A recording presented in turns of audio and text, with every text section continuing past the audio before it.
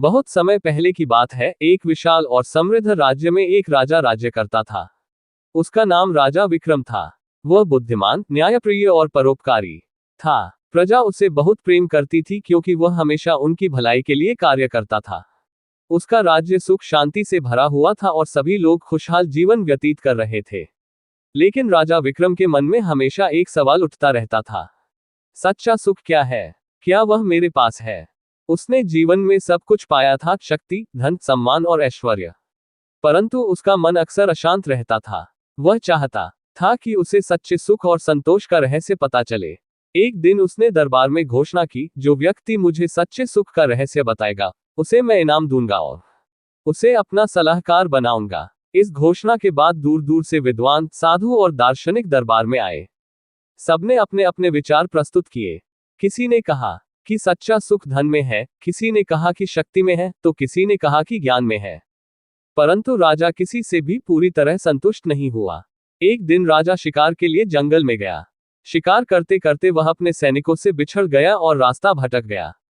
उसने कई घंटों तक जंगल में भटकने के बाद एक छोटी सी झोपड़ी देखी। वह बहुत थका हुआ था, इसलिए उसने झोपड़ी का दरवाजा खटखटाया। एक बुजुर्ग व्यक्ति बाहर आया। वह साधारण वेशभूषा में था और उसके चेहरे पर तेज था।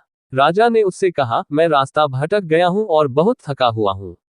क्या मैं कुछ देर आपके यहाँ विश्राम कर सकता हूं? उस वृद्ध ने मुस्कुराते हुए कहा, बिल्कुल महाराज, आपका स्वागत है। अंदर आइए। राजा चकित हुआ कि वह व्यक्ति उसे पहचान गया। वृद्ध ने उसे बैठने के लिए आसन दिया और अपने हाथों से बने हुए मोटे चावल और दाल से राजा की भूख मिटाई। राजा को वह भोजन अत्यंत स्वादिष्ट लगा। खाने के बाद राजा ने पूछा, बाबा, आप बहुत साधारण जीवन जीते हैं, फिर भी आपके चेहरे पर ऐसी शांति और संतोष कैसे है? वृद्ध ने मुस्कुराकर कहा, राजन, सच्चा सुख बाहर की चीजों में नहीं, अपने भीतर की शांति में होता है। जब हम दूसरों की सेवा करते हैं, संतोष से जीते हैं और हर परिस्थिति को स्वीकार करना सीख जाते हैं, तब हमें सच्चा सुख प्राप्त होता है। राजा को ऐसा उत्तर कहीं नहीं मिला था। उसने महसूस किया कि वास्तव में वह सच्चे सुख की खोज में बाहर भटक रहा था, जबकि वह सुख उसके भीतर था। राजा वृद्ध से बोला, बाबा, आप ही वह व्यक्ति हैं जिसकी मुझे तलाश थी। चलिए मेरे साथ महल में, मैं आपको अपना गुरु बनाना चाहता हूँ। लेकिन वृद्ध ने मुस्कुराते हुए कहा, राजन, मैं साधारण जीवन जीना पसंद करता हूँ, परंतु मैं आपको यह मंत्र दे सकता हूँ, कम में संतोष, सेवा में सुख और मन में शांति रखो, वही सच्चा सुख है।